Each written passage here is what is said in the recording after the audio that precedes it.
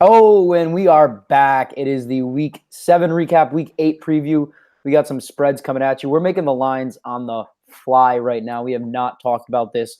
Tyler Krusz here with Christian Martinelli, his second time on the podcast. Say hi. What it do, baby? All right, and we are ready to get this one done quick. A quickie coming at you. Love My those. favorite. So we'll start with probably the worst game of week 7. And I think me and you got more than a front row seat to that action. So you being the coach and the analyst, and me also being an analyst, but I just like going second. What did you see in that game? So I saw a lot of things, but I think first we have to start with the breaking news out of that game. Sean Hart suspended for 1 week. Oh yeah, for his Did you hear about actions. this? Yes, for his actions detrimental to the team. If you haven't seen the video, go to the Goodfellas. I actually haven't looked at it Twitter yet. page. I'm sick of that kid. Wow. Yeah, he's been detrimental to the team on and off the court. So if you want to see that video, go to the Twitter page, the Goodfellas, and watch that video, and you'll understand why. Anyway, that game, it was ugly. It was disgusting, and Duyer's boys really turned it into a quick blowout. They made it slight work. I mean, there isn't much to say. I mean, they got out on the break, and then it looks like we just kind of gave up. And we had our normal slow start, Mm-hmm. and usually we can bounce back from that by halftime, get in the game. And I mean, MJ missed like what, 3 layups. Sweeney missed a couple open threes. Yeah. There were probably, I counted 6 possessions in a row where it was like one pass to a shot. Mm-hmm. And that's when I checked in and stepped back and swoosh. I know. Thank Best- God you best took moment the of the reins on the game. Could have been a 60-point loss. You turned it only into a 42-point loss. So we're thankful for that. Honestly, without that game would not have been enjoyable to me. No, it was really the only thing that was worth talking about for the Goodfellas for the entire game. How Krusz had a positive effect on the game. Besides that, team shot 21%. Matt Sweeney was the high scorer with 8 points, and he didn't play a good game. Julian Martinelli did not play a good game. MJ Notoriani, I mean, 1 for 13. It's just as How many bad as it assists? gets, pretty much. For MJ, Yeah. man, I don't actually have it on me on the second, but I'm assuming it was somewhere around 3 or 4. Wow. Yeah, it wasn't great. I mean, assists were very, very, Very down. low for us. And I know because I did the stats, and there wasn't many assists to put into the book, really. At all. Yeah. At all. Duyer's boys, they didn't really have that many assists either. See, MJ Notoriani on the game had. Here we go. He had 1 assist. Yes, 1 assist. There you I go. was giving him a lot of credit there. So good game by MJ. Good game by everyone. Really, really, I can give a little credit to you. Best game. All right, but what about on the other side? I mean, the Duyer's boys probably had one of their best offensive games of the season. Johnny Coutu and Tartaglia lit it up. I mean, Tartaglia has shown that he can probably. I mean, he probably didn't show it against us, but like all season, he's shown that he can probably get to the rim against almost anyone. I mean, they played Lob City very tight. Granted, they were missing. I mean, Cody was sick and they were missing Greg, but that was still. I mean, still a tough, very tough team to beat. Yeah, it was a great game for them all around. Something that you want to look back on and like hold it and like this is how good we can be. And for us, it's a tape where you want to just throw it in the toilet. So you bury it. Yeah, you burn that burn it. Quickie explosion right there, and it's gone. Oh yeah, real quick. Yeah, I mean, there's not much to say about Duyer's boys. They're doing what they've been doing the last few weeks. They've been just progressing over every single week. They didn't even really get into many half-court sets at all. They didn't have many assists, only 19 on the game, because they were just getting out and they were running, and they were kind of just turning into a track meet and like blowing by the out-of-shape people on the Goodfellas. Yeah, everyone. Pretty much. Kutu's a beast. Tartaglia is a beast. Donato starting to show that he's actually a solid player. He is a very solid player. Yeah, he's athletic. Shane Patrick, he's a tough defender and he's a good big man. And then obviously Vincent Volpe, once he actually tries to start scoring, can be a real problem too. Pesky out-rebounded Shane. Oh yeah, dude. Pesky gets after it. He's gonna do something. Definitely boosts his confidence being 4'3". I mean, I'm looking at Teddy's stats, and he had 5 offensive rebounds, and those are his 5 rebounds. I mean, yeah, For for a team that missed anything, they rebound. Yeah, for a team that missed 63 shots, we grabbed 20 offensive rebounds. I mean, that's like a third of our shots. If you want some silver lining in that game, that was it. It was that we won that board battle. So board man gets paid. You know who says that? Shane Patrick says that. But I don't see any money on the floor. And I know he's listening too. Moving on. We can throw that game away. And moving on. I really liked the Lob Boston Blazers game. I mean, I thought Lob was going to have not an easier matchup, but I thought when Lob was going to get ahead, they were kind of going to really get ahead. But, I mean, 17 points, that's very close when you consider Lob City. And the Blazers had a 24-point third quarter. And usually that's when Lob puts it all together. Forgot to change the screen. Sorry, I lost you there for a second. What'd you lose? I just couldn't hear you. Really? Yeah. All right. What about now? Yeah, we're good. Okay, cool. So I figured Lob would kind of run away with that game. And once they got ahead, but the Boston Blazers came out of halftime and scored 24 points. And I mean, that was huge. I mean, Lob was without Nuri Muhammad, but again, still a very good team. Right. They don't need all their guys to be, to beat anyone on any given night. And, I think maybe you thought that Lob City was going to beat them by a little bit more than I did because I've seen a lot of Boston Blazers this year. I know they're a solid team. But when I saw Lob go on that 20 or 22-0 run in the second quarter, whatever it was, I thought, wow, that's it for Boston, Yeah, most teams would just roll over. Yeah, right. But they came out in the second half and they really turned it into a fight. Like you said, 24 points in the third quarter, actually a 5-point game with only a few minutes left. And then, of course, Cody Crawford, MVP, champion, does what he does and starts hitting threes when the game matters. So he just pulled it away. And really, it wasn't the usual suspects for the Blazers either. I mean, you didn't have Corey Strickland, who wasn't the leading scorer. It was Jermaine. I forget his last name. It's loading right now. Jermaine Patterson. Jermaine Patterson, 25 points. Strickland was 11, and Ade Bright had 8. Usually, Strickland and Bright are the guys that run the show on offense, but they got a lot from their big man in the absence of Nuri, and I think that was just huge in the outcome of that game. That's why it was so close second half. They were able to pound it inside with an actual big. Not saying, I mean, Vic's a great at defending the big, but they love to have Nuri out there. Yeah, definitely. And Patterson's been solid all season, but you definitely want more out of Strickland and Bright. And, I mean, after that, there wasn't much happening from the bench. So that's kind of a letdown for them. But, it was good that they even, turn this game into a contest. Yeah. No, and that is good because you like close games. You don't like to see games like Goodfellas, Duyer's boys all the time. That's no fun. No. Mm-mm. Moving on, Boom stayed undefeated against Lob. Good U. They did stay undefeated against Lob, but that was old news. I feel like Internet Explorer right now. But against Good U, and that was a lot. That didn't get out of hand, but it wasn't as close as I think any of us expected. They won by 13, and Jose Mercado and Lucas Martin split the scoring. They both had 27, and then Belleville and Sweeney with 19 and 18 respectively. I mean, that team is just no matter who they show up with, they win with. Yeah, it just doesn't seem to matter. They can show up with 4, 5, 6 guys. No matter what, they've been winning games. I haven't got to see them in the last few weeks, unfortunately. But so I haven't got to see Brendan Sweeney yet. But I know obviously he's been playing great ball. Jose Mercado does his thing. I mean, everyone knows that. And then, of course, Lucas Martin and Mark Belleville, like you said, Mario, he gets everything done. He's always up there for player of the week, filling up all the stats. So, that's why they're so dangerous. I expected this to be a closer game without a doubt. But I know, Good U, they can just never seem to.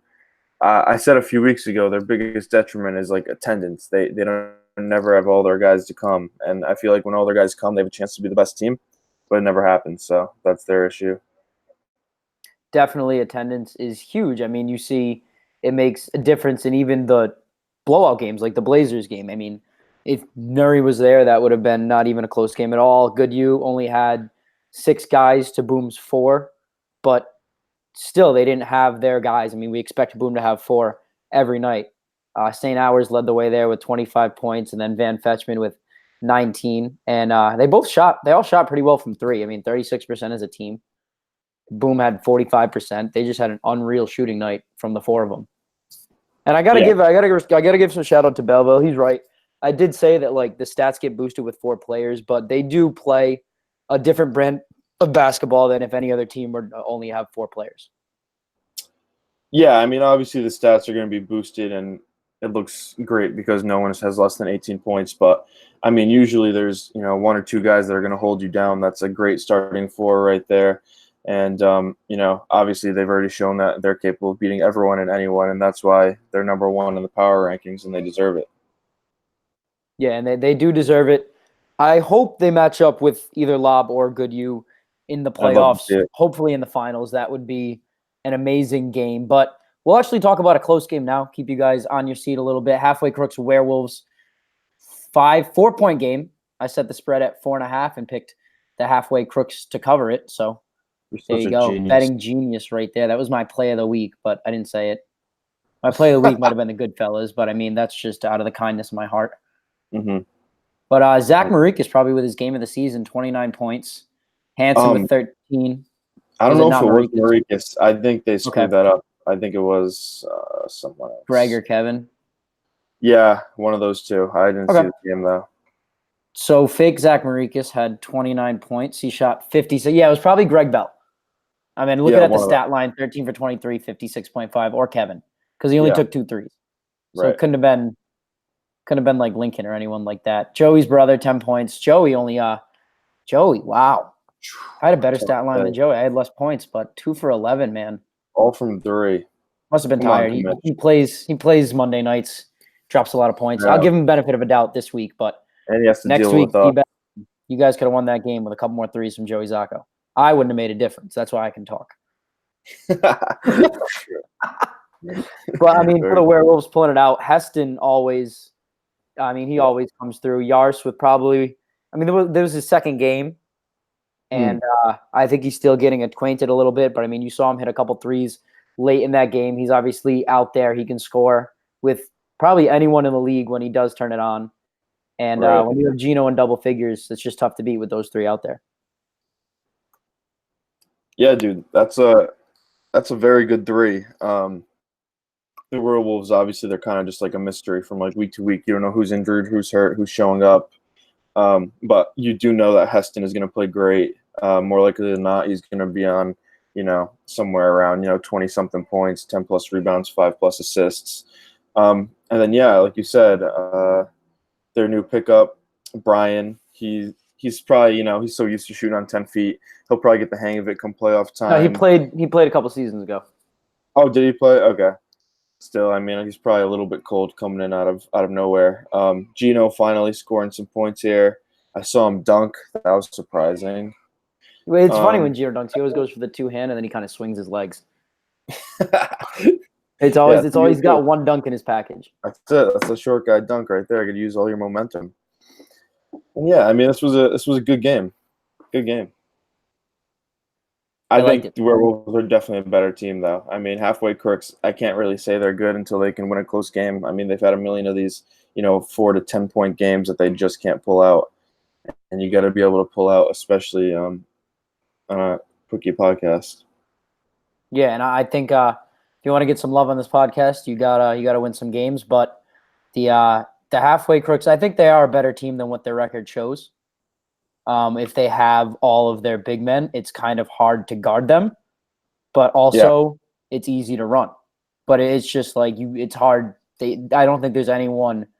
If you add Lincoln, Bell, Kevin, I have no idea what Kevin's last name is. He's not on the box score right now. You add those two together, I think that's the best front court in the league by far. Definitely, yeah. I haven't seen one time when they all show up on the box score at the same time. So that's their issue again. Attendance, not being able to close out games. Be commissioned to shoot a little bit better than that from three. Maybe they can make. There'll be a dangerous team in the playoffs. I'll give them that. They have a chance to maybe squeak out a win or two. But yeah, I think the Werewolves are the real team to look at if they could possibly put it all together here the next few weeks. Agreed. And yeah, Moving on, the Ozone Boys, they continued their winning streak to 5 games, but they played the Basket Hounds and they played a 4-manned Basket Hounds. So not a very good game coming in on paper, but Ozone Boys also short. No Hogan brothers, Noah Berg and Jason Lara Soleri. I'm sorry, I definitely butchered that, but 37 and 32, 69 points. So, nice. very nice performance there. And just quickie nice. 92-44 dub. Beautiful second half. And there you go. That's they just keep rolling, but you expect them to beat the Basket Hounds.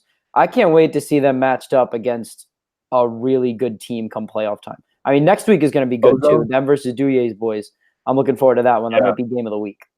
That's going to be a great matchup because I kind of feel like they're very similar teams. They love to, get out and run. They love to use their athleticism and fly to the rim. And, yesterday actually at 39 West, I saw Coach Nate Baldini coaching up his guys on the dance floor. So I'm wondering what they were trying to cook up there. So they might have a little bit more camaraderie than Duyer's boys coming into the game. I mean, they probably just focused on a celebration or something like that. But I also saw Baldini at the feast. I saw Shane Patrick too. And I saw Serge Delomba, and we're playing him next week. So we got that little competitive head nod going on. He's already in the zone. No, I'm kidding. We had a conversation. Ooh. Good guy, though. But I did see a couple of bucket chasers there, Manfredo brothers. So Legacy League's in great attendance honoring the Festival of St. Mary this weekend. Of course, yeah, especially the good fellas. They were out in droves this weekend to praise St. Mary. And that's why, it may not be the best team in the win column, but when it comes to being a bunch of good guys, the good fellas, nothing like them. Yeah, good fellas. Good fellas. And 2 more games got to go over. Bucket Chasers and Stampede. Bucket Chasers took that one, even though they didn't have their big man. Figueredo, Yeah, Kevin Figueredo. And still just a outpouring of points from Serge, Henrique, and Chris Manfredo getting in the double-digit column there, 4 for 9. He splashed a couple threes. I remember seeing that from the scorer's table. Stampede, they added 2 guys, but still just not able to come away with the win. 7-point first quarter, 8-point third quarter, and didn't really look – they look good, but they didn't play a full 40 minutes of basketball. And for the 20 minutes that they didn't really play, they didn't look too good at all. No, I mean, especially when you have the 2 newcomers coming in, and I mean, the newcomer shoots literally 2 times more than everyone else on the team. You're not going to win that game unless, he's hitting like a majority of his shots. That doesn't bring any I don't know what the word is, but, it doesn't keep things, tight-knit in the squad. Yeah. Brad Allen, I mean, he's the go-to scorer. He only shot 10 times. Then Mario Valerio came in and shot 20 times. And, no one on their team shot more than 40%. It just wasn't a good performance. They haven't looked good in the last, few weeks. And Stampede are really trending downwards, to say that much. Agreed. But come playoff time, if they able to put it together, they do have the weapons to be dangerous. And they could give a couple teams some headaches. I'm not saying they could necessarily make an upset given what seeding they're looking at right now, but they could give some teams some headaches. They could be some trouble. Maybe they could cover. Duke always plays that first 15 seed pretty close. Yeah, maybe they can be like Weber State or something like that. Weber State. All right. Last game of week 7. We're going to get through this one quick. That was the Shady Dunkers and Island Time, and that was close. Yeah, good game. Very close. 73-66. I was not there for that one. I was asleep. I left early. Jealous. But what did you see in that one? So, Island Time really came out early, and they set the tone. Dexter Liu, he was, I think he scored their first 8 points. He was getting to the rim. He was playing tough. Jeff Winchell, he was against Aaron Gray all night. We know Aaron Gray is, a highlight machine. He's a beast. But Jeff Winchell held him to 17 points, which is really impressive because he's been scoring 30-plus every single game. So that was a great performance by him. And then Winchell, of course, had a few big Showtime dunks. put a few people on a poster. Kendall Gillian's the new pickup. He's playing very well. I think he's averaging about 21 points for Island time. And you know what? The Shady Dunkers, they're a good team, but they're just maybe good's a stretch. They're an okay team, but they just can't really pull these wins out. Yeah, I just want to shout out you know, Caleb Harris. Yeah, one of the youngest players on their team. 24 points. Led the game in scoring. 50% from the field, 41% from three. Great all-around game from him. 5 rebounds, 3 assists. And Kenzie Marte, too, 8 for 19, 4 for 8 from deep. So, I mean, you look at the top of their stat line. You have 24, 20, and 17 from Harris, Marte, and Gray. And then 5 points combined from the other 4 players. And that's just not going to get it done for you in a game. You need the other guys to at least give you 7, 8. I mean, give me something. One guy didn't even shoot. Yeah. That's so I mean, you need a supporting cast to get a win. Unless your top 3 are going to be like Jose Mercado and Boom Shakalaka, that kind of stuff. Right. Yeah. I mean, when obviously, you know, Caleb Harris, Kenzie's been playing amazing, and Aaron Gray, they're all very good players, but unless, you know, you're a bunch of absolute studs up there, you have to have a bench, at least contribute, you know, 15, 20 points a game. Can't be scoring 5 points.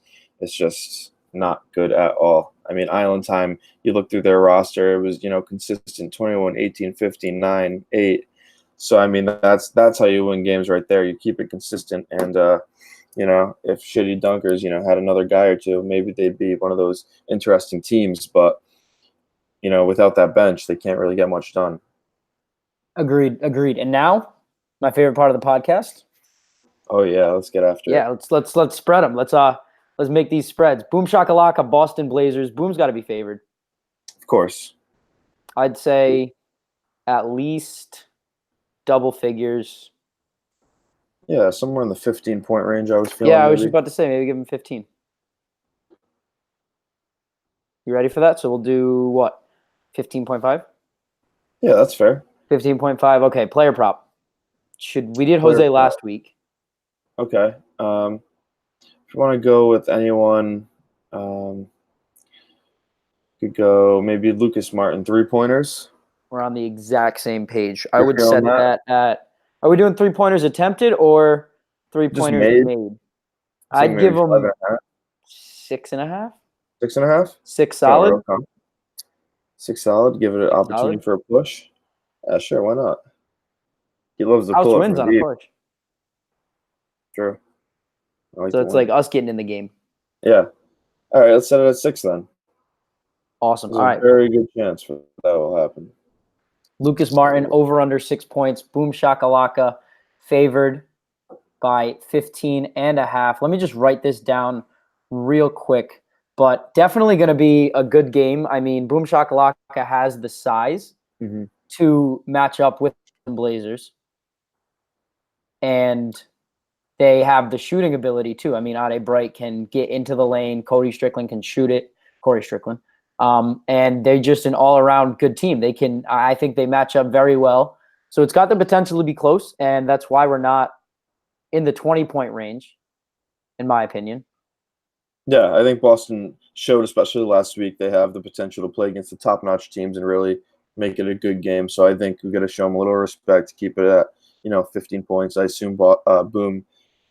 I feel very confident they're going to win this game, and there's a very good chance they're going to cover as well. But I think Boston definitely deserves a little bit of respect with this line. Yes, and definitely agreed. And instead of writing these down, because I'm still logged into the Legacy League's Google account, I'm not going to go on and edit a Google Doc. I'm just going to text you the spreads once we get the games on. You ready? Perfect. Yeah. So just don't get distracted. All right. I'm not texting you. I'm texting you the spreads. All right. When you're texting me. I know. All right. So we'll go. Next game is us. Goodfellas, Bucket Chasers. Yes. That's a tough game to call. Yeah. It's tough because these are two inconsistent teams. Exactly. And we don't know if their big's going to show up. I know our big's going to show up. I'll be there. Right. Yeah, exactly. He'll be dominating in the paint. So I was feeling maybe, after you lose by 40-something points, you don't deserve to get favored. I was thinking maybe Bucket Chasers by 7.5 points or something like that.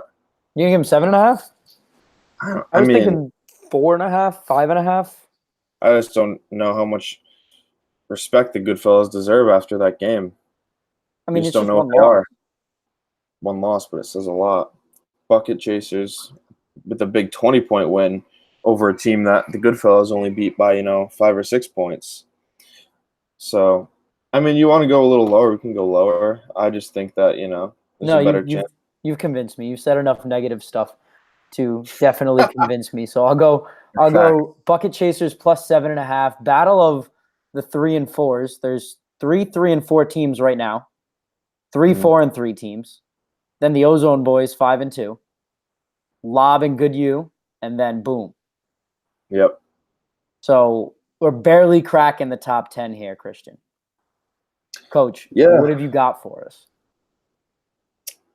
I just think now that we got a little bit of the cancer off of the team for a week, Sean Hart taking his break, maybe he can come back and be less of a menace to the team's morale. I think really we just need to hunker in and remember how to play basketball. It's the most difficult thing for us. I think we just get caught up into these cycles where we just come down the court, we pass and pull up a shot. We don't crash the board sometimes. Then we come down the court and we start playing ISO ball or something like that. And I think the defensive effort's always good, except for last week. I think we just threw out the game once and get out of hand. But, if we can just remember on the offensive end, we got to move the ball. You got to drive, you got to kick, you got to cut, things of that nature. It's just simple things to keep the ball moving and keep the spacing right. I think it shouldn't be that tough. And then, of course, hit a few friggin' shots, MJ. I think we should change up the starting lineup, and I'm serious. And I think it should. I think Ryan has played his way into the starting lineup. I think Ryan definitely deserves a shot because Ryan's always been such a grinder. You can't move Sweeney Sweeney's unless you're starting K. Mitch. Yeah, unless it's a matchup, against. And then I think Pesky should start either Pesky or Ryan, one of them. I think if you split Sweeney and MJ. And, I mean, you look at the stats last game, and you're going to start Sweeney and sit MJ. And you're going to bring him in. Yeah, maybe MJ needs a little kick in the butt. No, that's exactly what he does. He needs to sit on the bench in a corner and just complain to himself for about 10 minutes, and then he's going to go in and he'll score like 30 points to be the best player in the game. Oh, yeah, dude. You just needs to inject a little Situate into him, and he'll start hitting, like 7-8 threes a game like he used to. That's about it. That's all you got to do. You just got to be like, listen, sit, yell, come play. And I think he will be perfect. I think that's how you're going to get the best game out of him. But, I mean, moving on. I think our player prop in that one should go to the favorites. Mm-hmm. I did Surge last week. Yeah. What about a joint Manfredo brothers stat? I'm with it. Joint Manfredo brothers jabs connected on. No, I'm just kidding. Let's give what do you think? 14.5 points. 14.5. Dude, that's easy for them. They're good players. Okay, 20. Yeah, I don't think they've done it yet this season. They're good players, but have they done it yet? Last week, I think they combined for something close to that. I mean, Chris had 11. Chris had 11, and Steven had 6. So, yeah, right, maybe we'll give him 20. All right, yeah, I'll give him 20 points there, and that should be interesting. The long, lanky Manfredo brothers. They're very, very – and then I hope they listen to this. I hope I'm actually going to text Chris about this after and be like, yo, we challenged you. We set a player prop for you guys. You and your brother have to score at least 20 points combined next week. And hopefully they don't come out and hit us with like 50. I would be surprised if that happened, but you know what? I'd respect it if they did because I love the Manfredo brothers. Agreed. I would definitely respect it, even if they're going against us. All right, so moving on. We spend too much time talking about ourselves. I know, no one cares. Good U and Stampede. I mean, this one's got to be at least a 20-point game. Give me – I'm thinking, high 20s. Stampede's been getting whooped. 20. I wouldn't go higher than 25. Yeah, that's the basketball game. What I was thinking, 25, 26, somewhere like that. I mean, we beat Stampede by what? About 6. And Good U beat us by what? Maybe 12. It was 12. Good U's a better team now, I think. Yeah, but you have that attendance issue. I wouldn't go higher than 25. I'd go 24.5, actually, on that one. All right. And I think would set the Peter either way. we should do new guys shot attempts. Oh, for the Stampede? Yeah. Yeah. All right, I'll give him. Guys. So if he listens to this, I'll give him like 15 shot attempts. And if he doesn't, I'll put him at like 19.5 again. Yeah, I mean, I'm thinking this is a game they're going to be behind in. He's probably just going to start chucking that thing again. So I'm thinking probably 19.5 is the place to go because he was not afraid to chuck it last week when they got down. So I don't think he'll be afraid this week. And if he starts hitting, I mean, he was hitting second half. If he starts hitting, that can be a little bit dangerous. But I still don't think that I still don't think that Goodhue is going to lose this game at all. Yeah, and that's Mario Valerio we're talking about. Yes, Mario Valerio shot attempts. I forgot to text you any of these spreads, but we'll go back and listen. But yeah, Mario Valerio shot attempts at. So we'll just meet in the middle at 17.5. Sure. Perfect. All right, next game. What's on the menu? We have Halfway Crooks Basket Hounds. Oh, yeah, and that's going to be a real intriguing matchup. That's going to be like David and Goliath. Yeah, and I mean, Halfway Crooks, even though obviously they don't have many wins, if you have a big man against the Basket Hounds, chalk it up already. They're putting up huge games. It's going to be bad. Real bad. Like bad. I'm going to give it – I bet you if Greg Bell shows up, he went for 60 last season, I bet you he gets close to it. Close to what? 60. He hit it last season. He's willing to go for it. I respect it. I mean, Basket Hounds, great kids. I love to say that. Great kids. They try. They really try. They don't complain. Nope. I really like watching them play, kind of, because their games are always they're always turned into exciting games in a way, even though they're blowouts, because they go after it. They dive after loose balls. They jump in for the rebounds. But, yeah, man, they're getting 60, 70 piece tier, and that's just without a doubt. We got to give them some respect in the spread. You got to make it – because they are playing halfway, and halfway is 1-6 and one game above them. You got to make it at least – I'd go like 29.5, maybe 34.5. Be realistic here. 34.5. You're going to get murdered. If you want to make it 34.5, that's fine. But I'm just going to go on the record. I think this is a 60.0. All right, so 34.5, and the player prop is will the Halfway Crooks double the spread? Okay, that's fair. No. Right. What about we'll do that one too. That one's available. We'll make 2 player props. But how about the Commish? After Joey a very Zacco, bad game, 3-pointers made. I was thinking just points in general. I want some 15. points out of Commish. 15? I mean, that's not disrespecting him, saying he can only score 15 because he dropped 17 on us, but I think it's going to be an inside game. Yeah. True. Maybe we should do it Halfway Crooks dunks. Now that would be real interesting. Dunks. But I don't think we can. A lot of dunks. There's no stat for dunks. I know. I was just thinking. There's no stat for dunks. We just have to stand there and tally it all game. Grab it. Put Fox next to a chalkboard. Oh, yeah. He'll definitely get it right. He'll wear like glasses and stuff and just be like, it'll be like dunks. It'll be like Halfway Crooks and Basket Hounds. It'll just. I'm just picturing it like in cartoon form. Basket Hounds dunks 0. Actually, -1. They dunked on the wrong hoop. Dude, I remember one time I was playing Holy Apostles, and we were almost winning a game. Like it was close in the second half, and then some kid on our team just shot on the wrong hoop, and we're like, "Yo, come on!" Like we were so close. I did it one time too. I was in 4th grade, so you know what? I'm not even just coming at you, Basket Hounds. I've done it too, and I'm an elite athlete. So yeah, me too. That's next game anyway. I haven't shot on the wrong hoop. I'm just an elite athlete as well. All right, Duyer's boys, Ozone boys. The boys, baby. The boys. Nah, I'm with the boys. But yeah. I definitely take. I'm taking the boys. Shut up. Quickie dub for the boys. Oh yeah. I would take. I got a favored.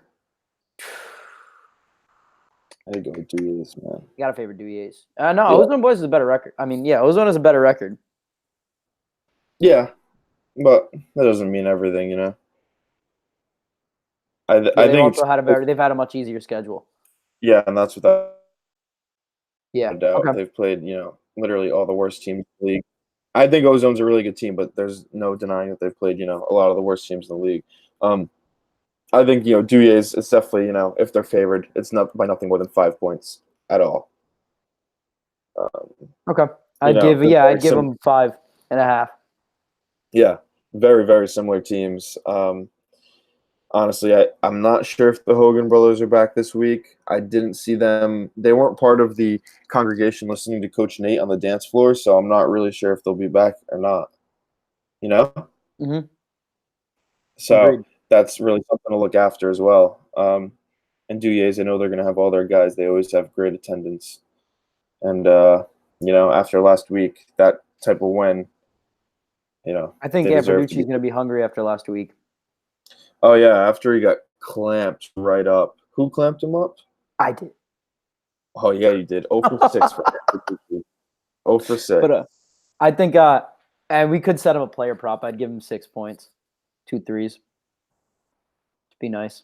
That'd be real nice. But I think if you're going to give a prop for them, I'd go Tartaglia this week. I did Johnny last week with I think I gave him like how many? I don't remember how many assists I gave him, but I think he was very close to it.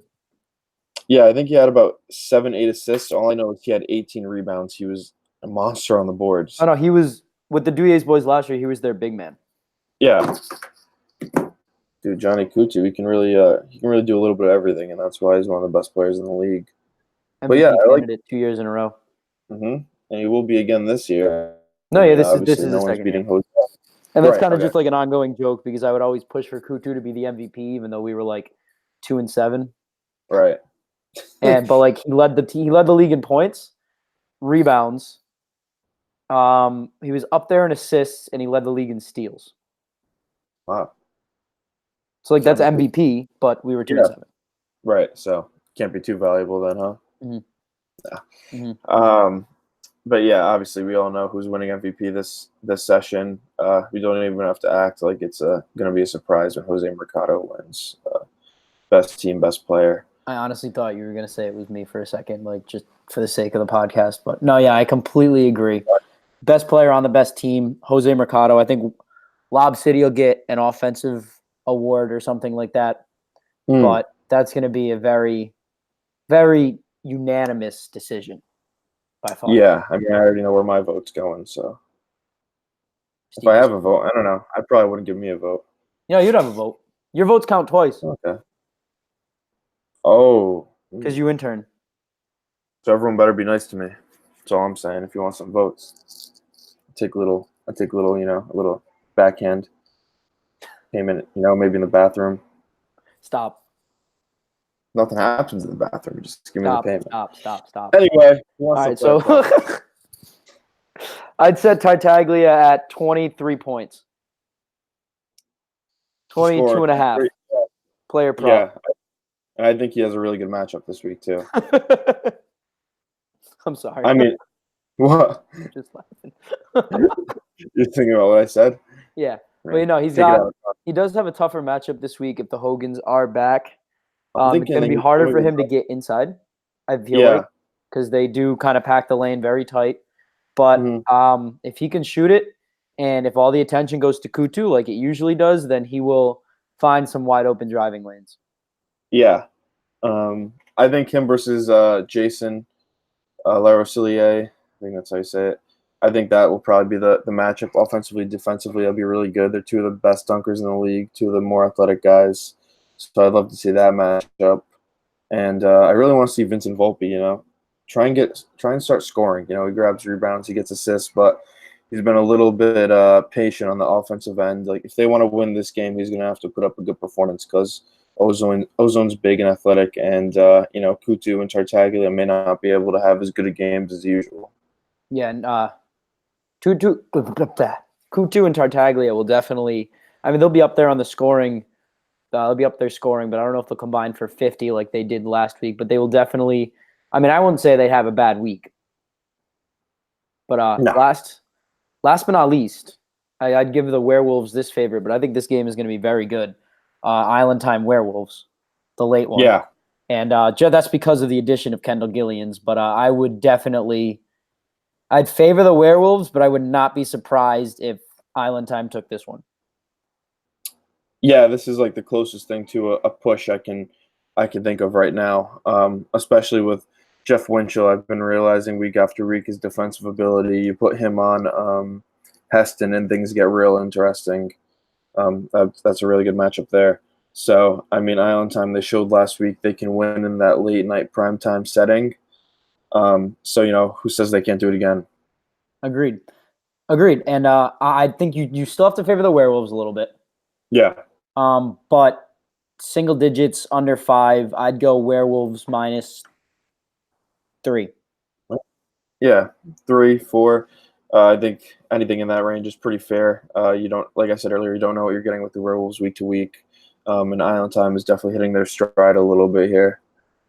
I'll go 4.5 to open, and we'll see how the plays come in. And I'm not opposed to moving that one down.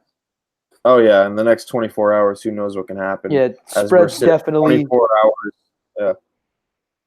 24 hours and 5 minutes away from opening tip of week 8. How exciting is that? Yeah, and 2 more weeks left. Very exciting. But with that, we got to give you guys some time to listen to this. So we will close out tonight's podcast. We will tweet our picks later along with the spreads. Stay dry. It looks like it's going to pour. And yeah, I'm Tyler Krusz, Christian Martinelli. You want any final thoughts? No, I hope people interact with it. It's fun when people interact with the pod and stuff. Let us know what you think. So, come at us. Let us know if you like it, dislike it. If we were being disrespected or not. I'm ready for it. So, this is real fun. So I'm ready for week 8. Yeah, I'm looking forward to it. And my final thoughts are Goodfellas are going to win a playoff game this year. I'll give us that. Okay. But with that, we will see you guys next week. Have an excellent night, ladies and gentlemen, and build your legacy.